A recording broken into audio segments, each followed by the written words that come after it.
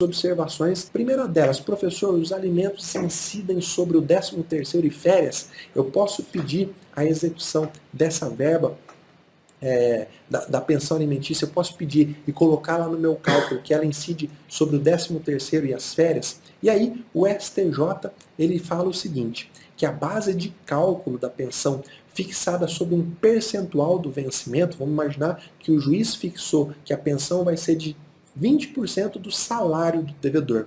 O STJ fala que essa base de cálculo abrange o 13º salário e o terço constitucional de férias, salvo disposição expressa em contrário.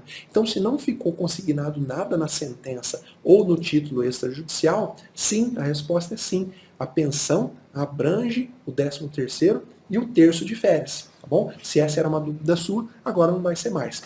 Outra observação importante. As parcelas percebidas, recebidas pelo devedor, a título de lucro ou resultado numa empresa que ele é sócio, por exemplo, ou que ele tem de alguma forma uma participação na empresa, essas verbas integram a base de cálculo da pensão alimentícia quando essa é fixada em percentual sobre os rendimentos. Então vale a mesma coisa. Se o juiz fixou que a pensão é de 20% do rendimento do réu, esse 20% engloba também antecipação de lucro, antecipação de resultado que o executado recebe. Tá?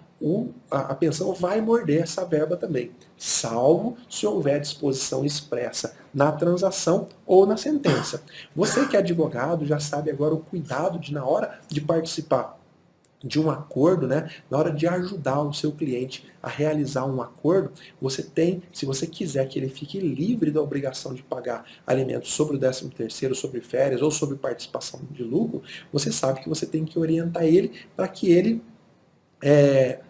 para que conste no termo que a pensão não inclui essas verbas. Por quê? Salvo se não tiver disposição em contrário, vai sim influenciar. Você que está com um mapa mental, pode olhar que tudo isso que eu estou te falando, eu estou colocando a base jurisprudencial. Estou colocando o número, às vezes é de uma jurisprudência em tese, às vezes é de um julgado, a fonte de consulta para que você possa encontrar onde que está essa informação que eu estou te dando. Outro ponto importante, o pagamento parcial da pensão impede a prisão. Então vamos imaginar que você entrou com a execução pedindo o pagamento das 3 últimas pensões. O executado vem e paga 2,5, falta metade.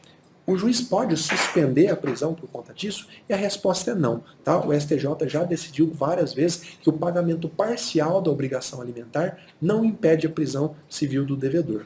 Ah, professor, mas no meu caso o juiz suspendeu. No seu caso, então você vai ter que recorrer, tá? E fazer valer essa decisão do STJ.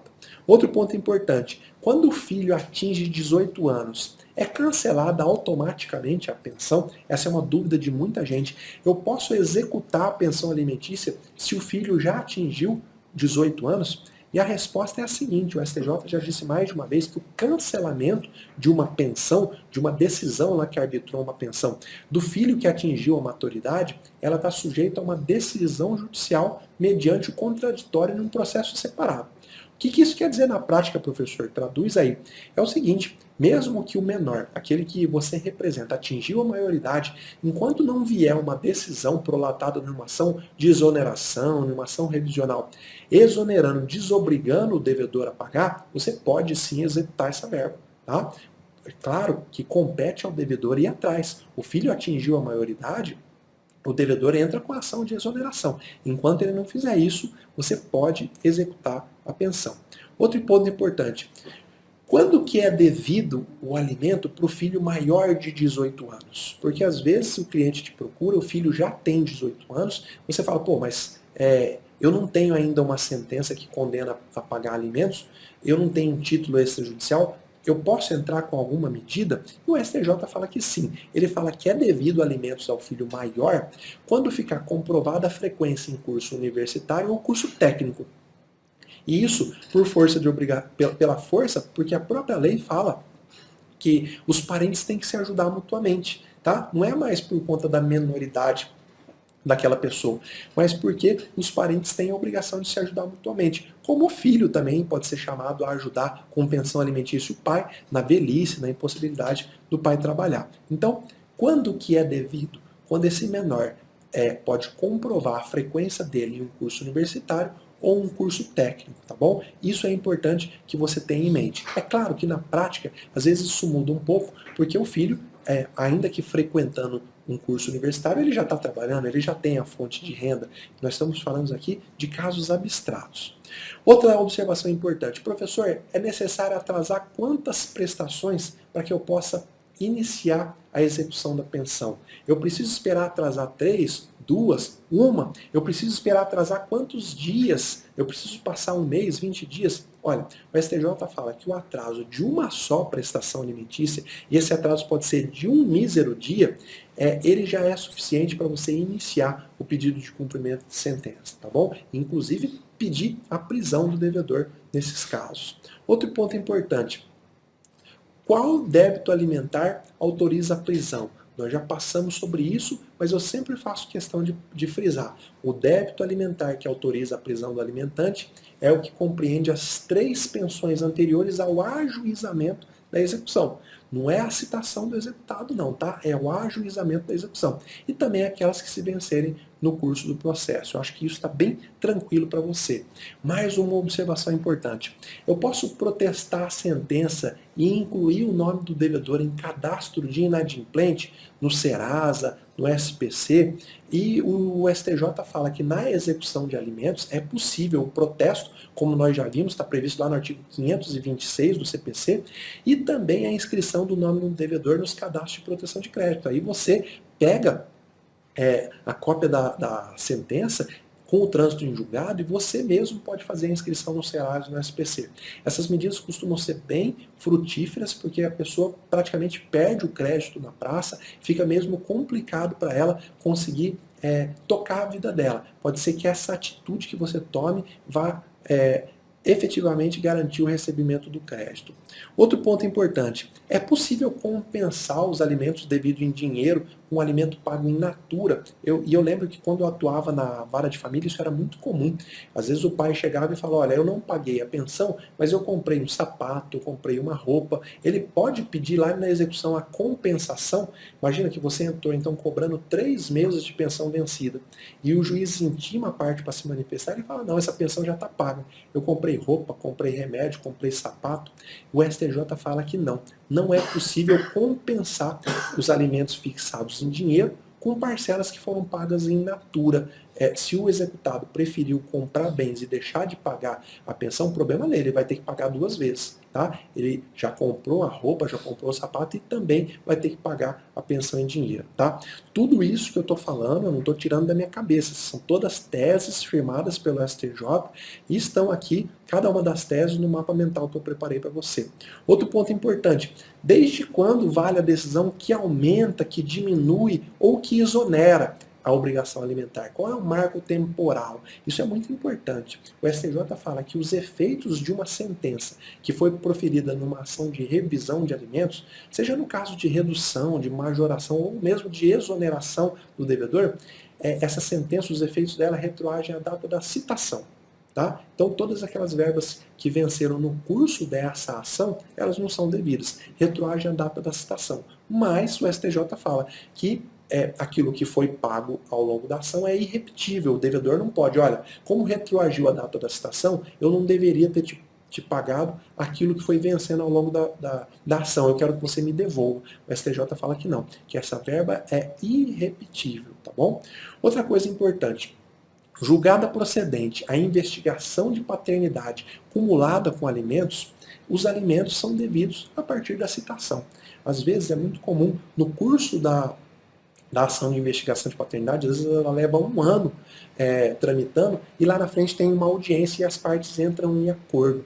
Se no acordo não for falado nada, a pensão alimentícia que ficar estabelecida, ela retroage à data da citação. Tá? É importante que você saiba isso, porque isso pode influenciar na sua execução. Mais um ponto importante, o descumprimento de acordo feito na execução pode ensejar a prisão? Então, está acontecendo uma execução. No curso dessa execução, as partes sentam e fazem um acordo, mas mesmo assim o executado não cumpre aquele acordo. E o STJ fala que o descumprimento de acordo celebrado em ação de execução de prestação alimentícia pode ensejar o decreto de prisão do devedor. Agora, é claro, sempre respeitando as verbas vencidas nos últimos 3 meses, tá bom? Mais uma observação importante, veja que eu estou procurando cobrir tudo que pode acontecer na execução de alimentos para que você não tenha dúvida nenhuma, para que essa aula seja efetivamente a mais completa possível. E a dúvida agora é, professor, é possível cumprir a prisão por conta de alimentos em regime semiaberto ou domiciliar? Lembra que nós estudamos que a prisão de alimentos é cumprida em regime fechado, tá? E aí a jurisprudência do STJ fala que o cumprimento da prisão civil em regime semiaberto ou domiciliar, ele pode ser excepcionalmente autorizado pelo juiz quando demonstrado, por exemplo, idade avançada do devedor de alimentos ou fragilidade da saúde. Imagina que o devedor de alimentos, ele está infartado, não tem nenhum sentido você deixar ele em regime fechado. O juiz pode conceder um regime domiciliar, mas isso vai depender do caso concreto. Antes de decidir, o juiz tem que ouvir todas as partes, tá? Uma observação importante aqui também, como você sabe, o advogado, quando ele é preso, você sabe que ele tem direito a cumprir a prisão naquilo que é chamado de sala de estado maior, que na prática nem existe muito, né? Mas há essa previsão, se não me falha a memória, na lei, não sei se é no Estatuto de Ética da OAB, há a previsão de que o advogado, em qualquer tipo de prisão, ele pode cumprir a pena em sala de Estado maior. Mas o STJ, ele fala o seguinte, que o advogado que tenha contra ele decretado uma prisão civil por não pagamento de pensão, ele não tem direito à restrição, a cumprir a prisão, a cumprir a restrição em sala de Estado maior ou em prisão domiciliar. Ele vai para a cela daqueles que estão condenados, daqueles que estão cumprindo a pena pelo não pagamento de prisão. Ele não tem esse privilégio. O STJ já decidiu nesse sentido, tá? Agora, ponto muito polêmico. É possível a prisão do inventariante por dívida alimentar do espólio? Então imagina, a pessoa que era obrigada a pagar alimentos, ela morre. Tá? O beneficiário dos alimentos está vivo. Só que essa pessoa morreu e deixou patrimônio. E essa obrigação de pagar alimentos, ela é transferida para o espólio. O espólio tem que continuar pagando a pensão se o falecido deixou renda, por exemplo. Imagina, ele deixou renda de aluguel. Esse aluguel nada mais justo que seja utilizado para pagar a pensão do filho.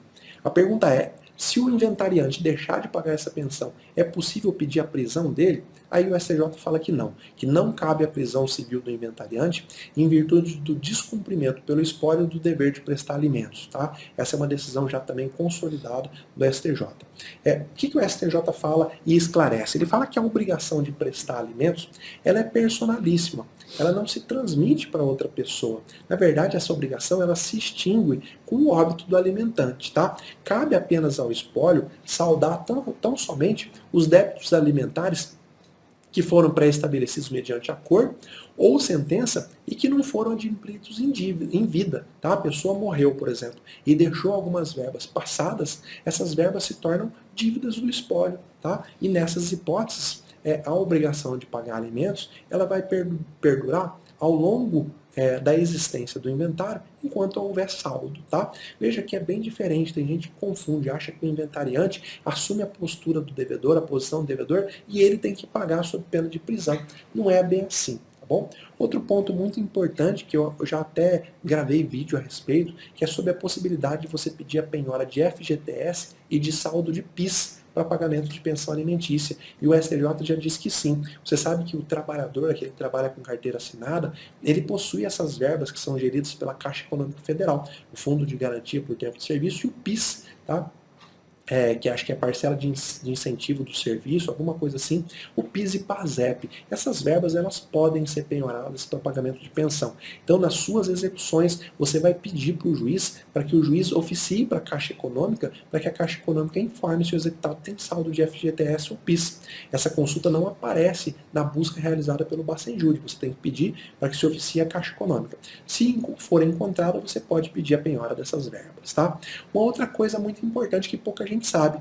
É possível penhorar bem de família para pagar a pensão? Sim, a resposta é sim. A lei fala que a impenhorabilidade de um bem de família, ela não pode ser oposta ao credor de pensão alimentícia, em decorrente de vínculo familiar ou em decorrente de ato ilícito. Então, se o devedor só tem aquela casa onde ele mora e ele não paga a pensão, você pode pedir a penhora daquela casa e ele não pode opor a impenhorabilidade, tá? Última questão, último ponto da nossa aula. É possível a adoção de medidas de coerção, de medidas de indução ao pagamento no caso das pensões alimentícias? E o STJ fala o seguinte: é possível que o magistrado, no âmbito das execuções de alimento, adote medidas executivas de protesto, de inscrição do nome do devedor em cadastro de restrição de crédito, caso elas se revelem eficazes. Professor, o juiz pode determinar a apreensão de passaporte, apreensão de CNH do executado? Eu entendo que sim. Tá? Essas medidas estão previstas lá no artigo 139 do CPC como medidas alternativas de indução para forçar o executado a pagar o crédito, a pagar o débito, e eu entendo que essas medidas se aplicam também à execução de alimentos. Essas foram as observações importantes que cercam, que estão em volta desse tema tão importante que eu trouxe para a aula de vocês hoje.